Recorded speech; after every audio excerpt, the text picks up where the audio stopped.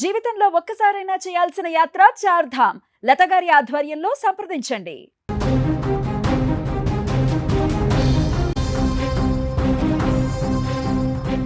తెలంగాణ రాష్ట్రం ప్రస్తుతం తీవ్రమైన ఎండల ధాటికి అల్లాడుతోంది. ఏప్రిల్ మధ్యలోనే భానుడు తన ప్రతాపాన్ని చూపిస్తున్నాడు. రాష్ట్ర వ్యాప్తంగా ఉష్ణోగ్రతలు రికార్డు స్థాయికి చేరుకుంటున్నాయి. పలు జిల్లాల్లో గరిష్ట ఉష్ణోగ్రతలు 43 డిగ్రీల సెల్సియస్ను దాటేశాయి. మధ్యాహ్నం వేళ రోడ్లన్నీ నిర్మానుష్యంగా మారుతున్నాయి. సాధారణ ప్రజలు బయటకు రావాలంటేనే భయపడే పరిస్థితి నెలకొంది. ఎండల తీవ్రత దృష్ట్యా వాతావరణ శాఖ ఆరెంజ్ అలర్ట్ జారీ చేసింది. రాబోయే కొద్ది రోజుల పాటు పరిస్థితి ఇలాగే ఉండే అవకాశం ఉందని అధికారులు హెచ్చరిస్తున్నారు. రాష్ట్రంలోని మొత్తం 33 జిల్లాల్లో ఉష్ణోగ్రతలు 40 డిగ్రీల మార్కును దాటాయి.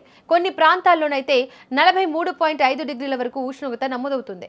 నల్గొండ, జగిత్యాల, నిర్మల్, నిజామాబాద్ జిల్లాలో వేడి గాలులు తీవ్రంగా వీస్తున్నాయి. హైదరాబాద్ నగరంలో కూడా పరిస్థితి దారుణంగానే ఉంది. నగరం గరిష్టంగా 40.9 డిగ్రీల ఉష్ణోగ్రతను నమోదు చేసింది. గాలిలో తేమ తగ్గడం, ఆకాశం నిర్మలంగా ఉండడంతో సూర్యరశ్మి నేరుగా భూమిపై పడుతోంది. కాంక్రీట్ జంగిల్గా మారిన హైదరాబాద్లో వేడి మరింతగా అనిపిస్తోంది. గ్లాస్ బిల్డింగ్లు వేడిని ప్రతిబింబిస్తుండటంతో సామాన్యులు ఉక్కపోతతో సతమతమవుతున్నారు. వాతావరణ శాఖ అంచనా ప్రకారం వచ్చే వారం వరకు తెలంగాణలో ఇదే తరహా ఎండలు కొనసాగవచ్చు. వేడి గాలుల ప్రభావం ఎక్కువగా ఉన్నందున ప్రజలు తగిన జాగ్రత్తలు తీసుకోవాలని ప్రభుత్వం సూచిస్తోంది.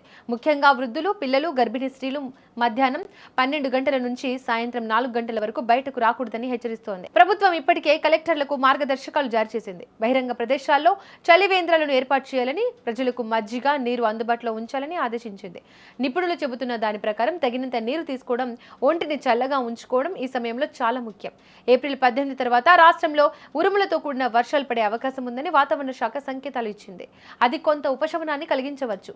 అప్పటి వరకు ప్రజలు అత్యంత అప్రమత్తంగా ఉండాలి.